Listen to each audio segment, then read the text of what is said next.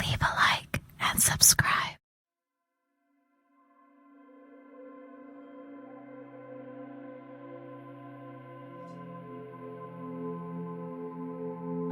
I saw where it could bring him, but the respect it got, you know, and but I look back on it, and that, I regret that side of it. But yeah, I want a piece of it, yeah, because they were virtually untouchable. They tried to nick them, you know, and they got out of it, and it built up from there, and they started to build and build and build, and but they were what they were, and a lot of people admired them. You know, 2 kids out of the East End, not educated men, not the greatest of conversationalists, but look at what they did. No one refused the Krays. No one refused them. It wasn't in your interest to do it. People just didn't do that. You know, you weren't dealing with people you couldn't say no to. You know, I'm not talking Godfather here. What I'm saying is that if they were in, if they was invited in, and let's be fair about it, they didn't go around looking, I'm going to get taken down the microphone. It came their way, as a matter of course. You know, if you were going to do a bit of business, let's put it this way: most clubs, pubs, casino, gambling dens, and all that, are hooky anyway. They need the criminal element in there. You know, the criminals are good gamblers. They love a bet.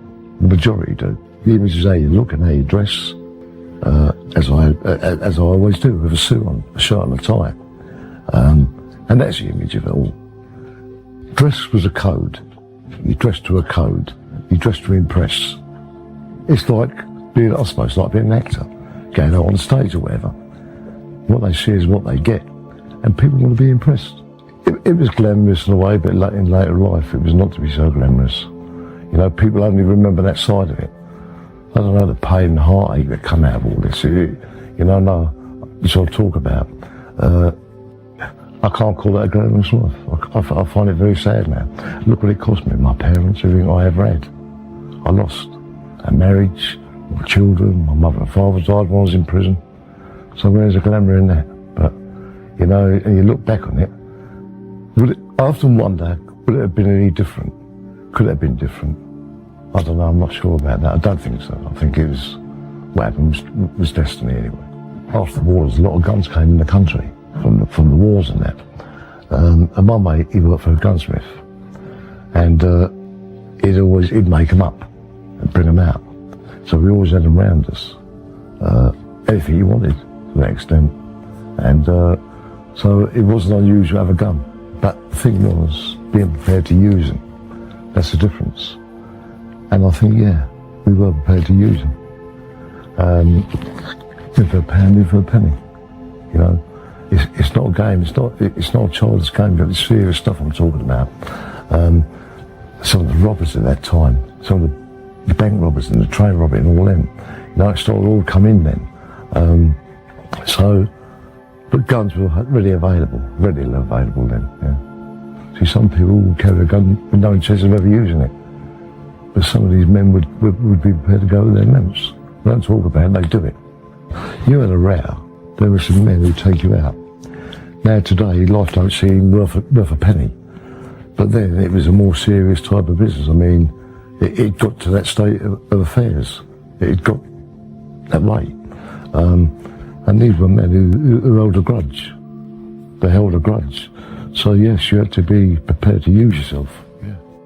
Aloof man. You couldn't look at him in the face, didn't like that. You couldn't stare at him. Go into one, wasn't him, you know. Probably might get a right hand if you'd done that. You know, how can I put it with Ronnie? You knew instantly what you were doing. When you met Ronnie Kray, as I said to you earlier on about an aura around him, he had that.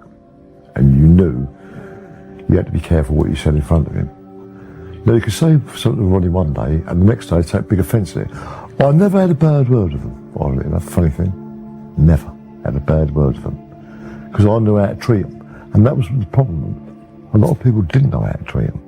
They'd come up to him, I'd never see anyone. I didn't like people touching him. Didn't like that. It was, but he never smiled a lot.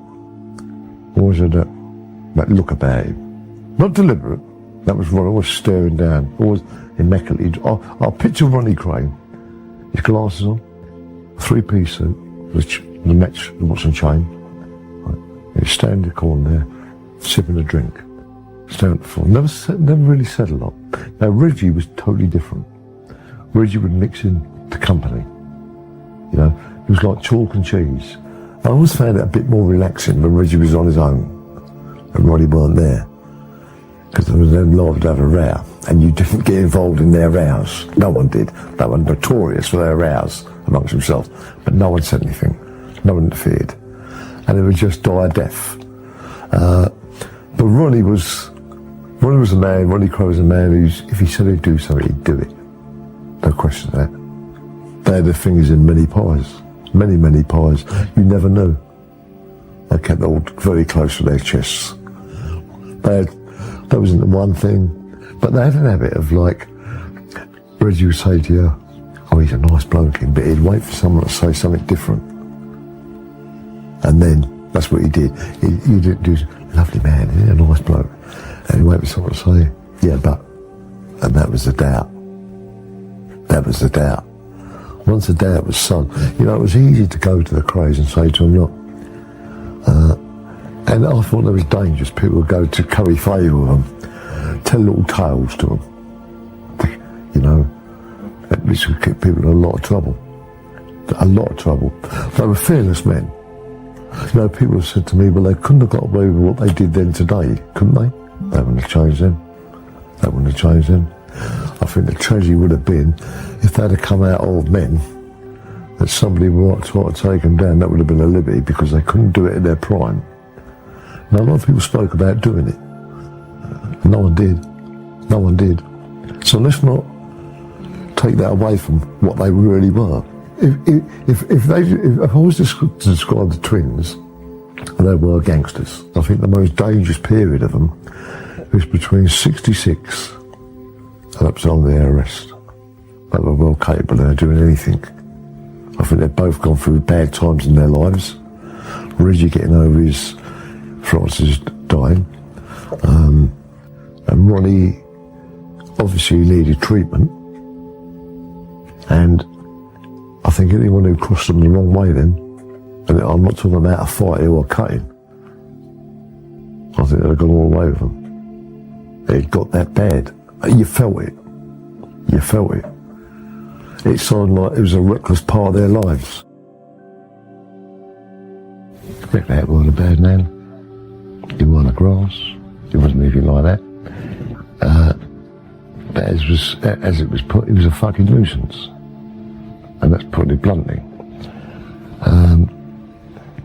He took them on, he challenged them. And what I say there is this, that he was told to behave himself by the Krays.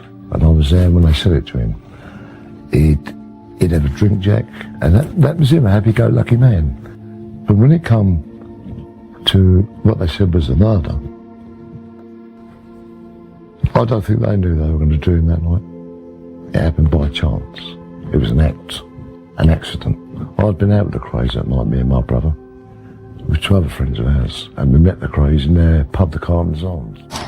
But I didn't know anything was going to happen that night. No one did. My brother was convicted of a murder that he never did. Never did, well known. It was doubtful whether I knew. I'd like to think I did, but it justified the sentence. But I can't say I did.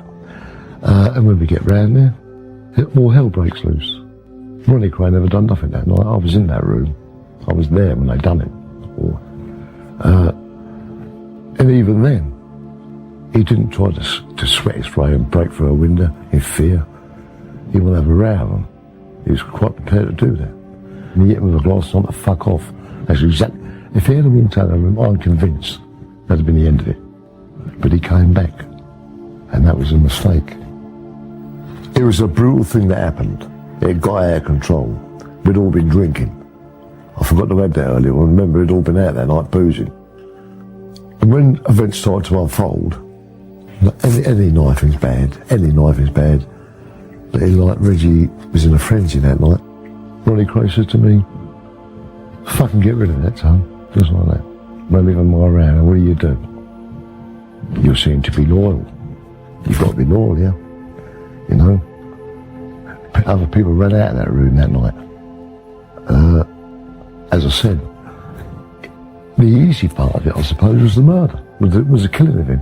And I'm wrong to call that a murder. I don't like to call it, because I honestly don't believe it was a murder. It could have been, it was only the fact that the Krays denied it and said it never happened, that it became what it was. But had it been brought out in the right way, it would have been a manslaughter. But anyway, beside the point, get rid of it. Now, what do you do with a body? So we started to clean up the flat, and there was a lot of mess in there, a hell of a lot of mess. We eventually get him into an eiderdown, a candlewick. It was a yellow or pink candlewick bedspread. He was stabbed about 3 times, and he had a big wound in his neck. Got him into the eiderdown, rolled it over, got the hat, put the helmet in. We managed to get him up the stairs. And there's like a little flight of about 12 steps going into the basement. We got him onto the landing, but unbeknown to me, I look up and there's 2 children looking over the banisters. Now, they never saw nothing, because my intention was to burn the house down. That's what I was going to do. Just petrol it and burn it down. Because, you know, it's frightened of a train or whatever. That was the 2 kids stopped me doing that. And then it was about who was going to drive it away and what we were going to do with it. And we all started arguing. No, not arguing. My brother said, I'm not having it.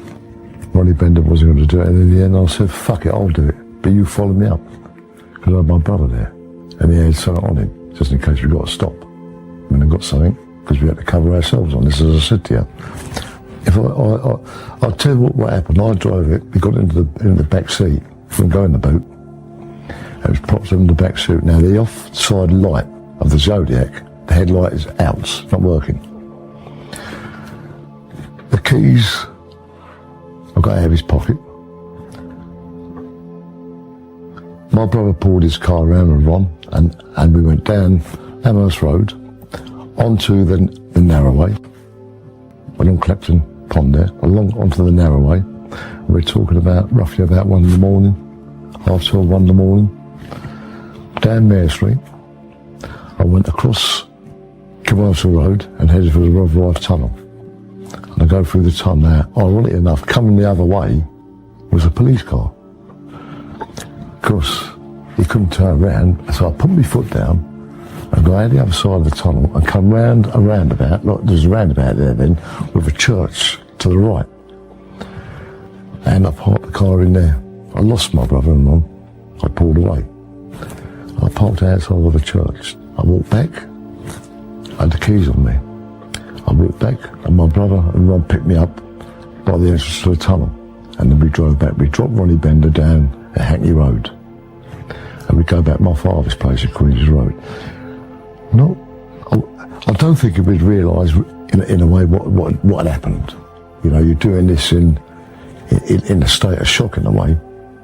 And unfortunately, I dropped it somewhere where it shouldn't have gone, which was to put Freddie Vaughan in the frame. I never knew. I just wanted to get rid of it. I didn't want a body on my hands. As long as it was away from me, I was quite content with that. And unfortunately, it was left somewhere. And when Ronnie questioned, "Oh, where'd you put it?" Well, all hell broke loose. It's on Freddie Vaughan's plot. There's a man in bed with his wife. Doesn't even know what's going on. And wakes up in the morning, or allegedly a body's taken over there. Come on, that ain't on. That's not on with me. So, perhaps it would have been better off being found. Looking back on it now. Perhaps Fred couldn't answer it. It was nothing to do with him. It was nothing to do with him. It was just, the car was on that petrol. It was an old Zodiac, the old two-tone, Mark II. One light wasn't working, and now I am driving a body along at 1 o'clock in the morning with 2 people minding me. And you talk about violence. Had I got stopped that night, whoever stopped me was coming with him. That's how it had to be. I'm sorry I'm being blamed about it. I'm not proud to say that, but I was on the line here now. I'm in the thick of it, whether I like it or not. We're all implicated. I think in the beginning they would have been happy with the Krays. And when they got the lot of us, it was a bonus. It was a bonus. To be honest with it all, they nicked me, they pulled me in twice. So first of all, they got it wrong. They put it to me that I was asked to do someone a favour. I drove a car away, didn't know what was in it.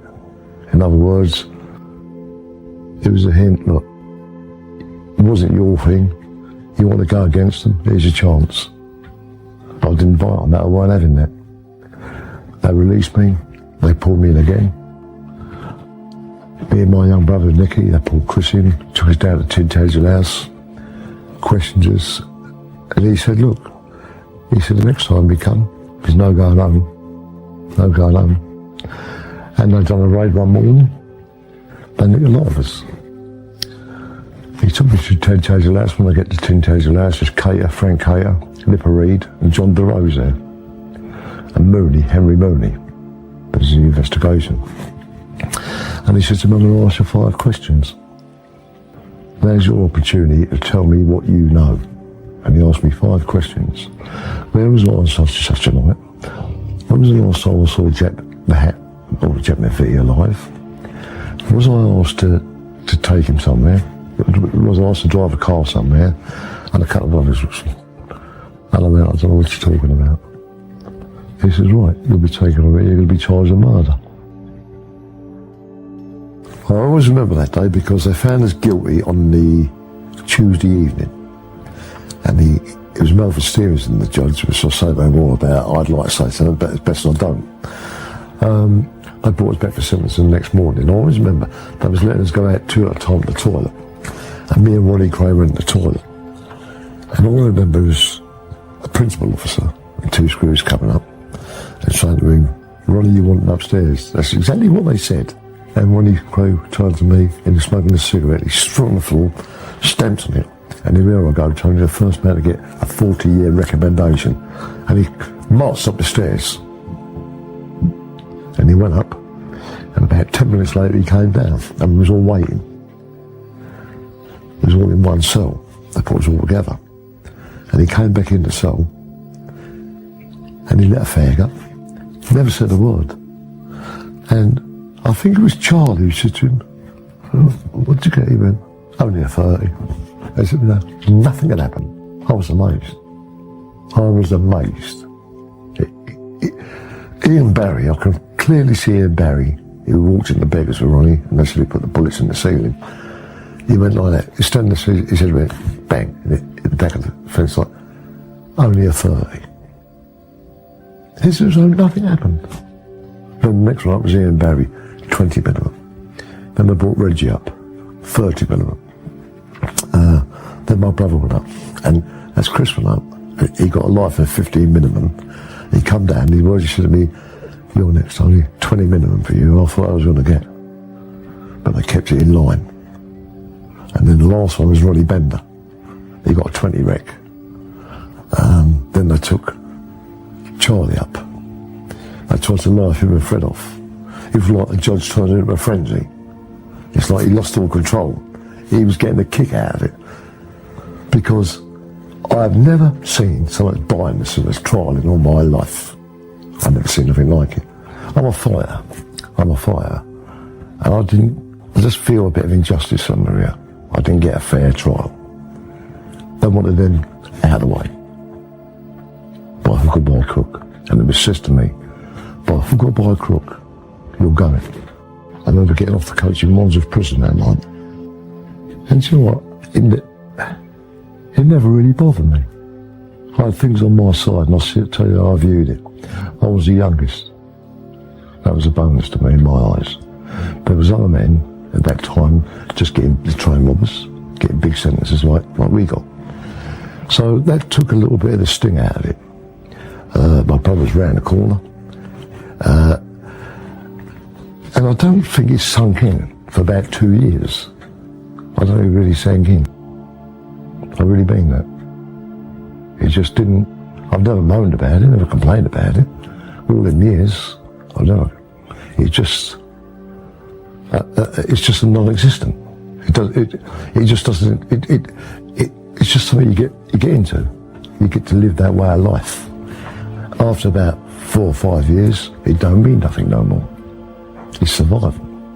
And you start to survive it. But prison does a funny thing to you. It stains your soul.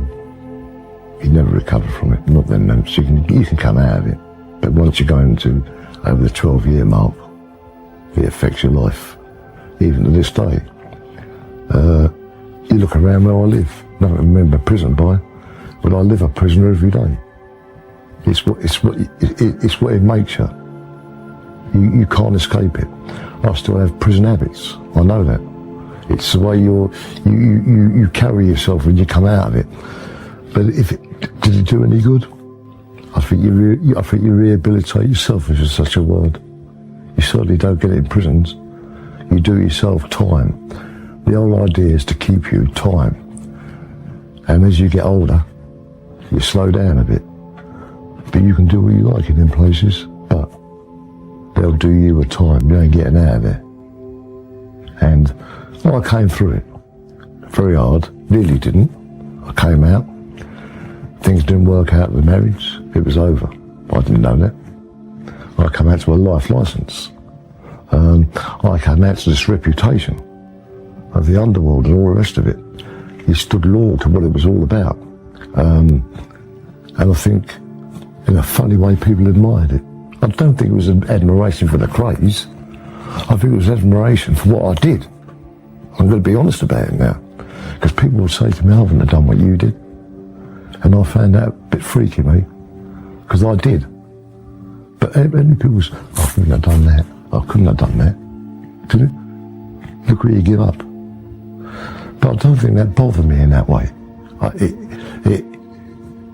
It was just something that you lived your life that way, and that was it. You accepted it as part of the game. But it was to affect me. I lost my father. He died when I was in prison. You know, even for our prison lives, it was never easy because of who we all were. It wouldn't see me like a fucking animal, they would have to live with me. And that's what makes a lot of the boys different. They lived by them rules in there as well. It didn't change when we went to prison. It didn't change me. I still did the things I did. Because you have to survive it. A lot of people can't survive it. So I did exactly the same in there as what I did outside. Only you're in a different environment. When you're living in them places, you don't know what you're dealing with. You know, I have some very good friends in prisons, but I wouldn't like them living next door to me. That's putting it nicely. But, I mean, I can remember looking down the landing, and the lowest sentence was 25 years. You know, there's always someone worse off than you. But I think after a while, you settle into a way. It's you and them. You know, they give a bit, and they take a bit, and we take a bit until I get a bit more, and it's a game all the way through it. And the game plays itself out. You know, at the end of the day, you know, it's about mind games. But prison's like that. Prison is a mind game. And, but, yeah, the inmates, it's who you are in there. People don't respect. I mean, sex offenders are at the bottom of the rung. You don't get near them. They're protected and all the rest of it. And I must admit, I've had some of the worst around me, unfortunately. From Brady to Strafford, you name them. You know, and you become immune to a lot of pain that people would be shocked at you. I've seen men top themselves, cut themselves to bits, crack up. You know, so you're living, and you become very immune to it.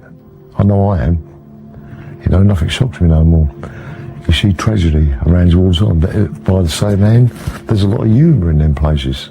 Some of the best comedians I've ever seen should be on the Palladium. I often ask the question, what the hell are they doing in the Nick? You get some painters, carpenters, comedians, you name it, but they're in prison. You know, so you've got the humorous side of it and the very downside of it. But at the end of the day, when you go behind that door, that's when it finds you out. You know, it's all about being a brave face, never showing emotion to other men. It's a weakness. You know, it's rules that you live by. You know, a man comes out jolly every day of the week. No backstabbing goes on in them places. Like, you know, you can have a high rank woman and be down on the floor the next. Someone's always waiting to pull you down. It was all a worst moment. It's all a bad moment, a lot of it. But I made a humorous life out of it somewhere. I don't know how. I remember I got 12 months down a control unit for gross personal violence to a prisoner, assaults and all the rest of it. And you get to go for what they call a board of visitors, the visiting magistrates. A governor's only entitled to take give you so much punishment. If the charge is deemed to be of such a serious nature, they give it to a board of visitors where they can take big lumps of remission or give you a lengthy spell down the block. And we were going in there and getting 12 months punishment, and I mean punishment. No bed, nothing. But how long can you keep a regime like that? But, you know, I started to thrive on it. I started to enjoy it. Fact, I ain't lying, I've done it. I don't know how, but I learned to sleep 23 hours a day. It's amazing. It's amazing, the sense of survival. And you make a little life for yourself. I never come out of that control unit for 12 months. In the unit, seeing one other con who was down there with me. Never see no one. When they opened your door, you had 10 screws outside the door, ready to jump on you, you know. But how long can they keep that up? It has to break down. You know, as I said to you earlier on, we've all got to live together. And I remember going to that control unit Christmas Eve, 1972, when I've just been in front of the board of visitors and got some of the biggest punishment ever just out of prison. And I remember saying to him, yes, your rules now, but you'll live by mine. You're going to have to live with me here. You can't do no more to me. And they tried to slip a psychiatrist into me. They tried the chaplain, you know, and it starts to loosen itself. And I come out of that. I came out of it. I don't know how, but I did. You know, and, but punishment, it's like a kangaroo court. You've got no chance of guilt before you go in there. Let's be fair about it. But you don't remember the bad side of it. If you asked me what I was doing in 1978 or 73, I couldn't tell you. I don't know. In other words, I blanked out my mind. I completely blanked out my mind. You can't live on prison. You can't live on your past like that. It's a part of it you don't want to know about. But let's be fair about this. We couldn't have been that successful or that glamorous to spend most of our life in the nick. Now, I'm not naive enough not to know that. So I've got to take that into account. So I see things a lot more different now than I did then. But I can't remember the bad side of it. I can't. I don't want it. My mind don't want to remember that. Perhaps it does it deliberately, you blank it out. Perhaps they should bottle some of us when we go, you know, for prosperity. Look at us at a later stage. Perhaps there's something to be said for that. But I think you become immune to punishment. Totally let down. It wasn't what I wanted. You know, when you're starting off, it's a blaze of glory, but it's not like that. I was very depressed. I didn't know what to expect. I didn't know what I was coming out to. In there, I had that security. I knew the people in there. I knew how to handle it. I lived by the clock, meal times and all that you tend to live by, unbeknown that you're institutionalised. And I found it very difficult at first to handle. I think they expect that anyway. Because I had to go to, it was a set routine now when they release you. You went 6 months open prison, 6 months prison hostel to adjust you to the life outside. It's more or less a crash course in release. But what can they, you know, what does it do? Nothing. You know, you come out living in the past. You are living in the past. Even now I do that. You know, it's very hard to, you've missed a lot. There's a big gap here somewhere. And I can't fill it in. And it's just something I can't fill in. And that's why I find it difficult to talk about the downside of it. I've seen stabbings, I've seen murder in there. I've seen some bad violence in there. But, you know, some of it's best not spoke about. Some of it's best because other men still live there this day, you know, and probably go through the same thing. You know, it doesn't change that much. You know, I always swore when I come out I was never ever going to go back even to visit someone. And I broke that rule twice. Not once. I went to visit Ronnie a few times in Broadmoor, which is an hospital. I went to visit Reggie twice in Mason. And I didn't want to be in there. I thought, what am I doing here? What the hell am I doing here? I'd left it behind. I'd left all that behind. But to remember it in Pacific, I got to jump by the screws and all that, but I ain't complaining about it. It's part and parcel of what it's about. Perhaps I deserved it, perhaps I didn't. But I've seen some bad things done to men. There's no going back. And I know that. It's over. The legend's there, but it's over. And in a way, I'm glad. And people say to me about crime in general. I won't get it wrong there again. I wish I had my time again. I wish I knew what I could have achieved. I won't gloat over it. We're not stars. Let's get this right from the off. None of us are stars. We were what we were. I wouldn't like to think the kids today would follow down our paths, because let's get it right here. The Krays can't be a role model. They all died in prison. And that's no role model. And I'll tell any kid, I will never ever tell a kid to do wrong. I couldn't do that. Go out of trouble, you lot. Go out of trouble. What are you? The film star. You're right. I can look in the mirror. You can do that. But I can. There's a difference. And I get a lot of satisfaction out of it. I see people who look at some of us sometimes and think, what makes them tick? What makes them tick? When I say don't find out, you don't want to know. You don't want to know.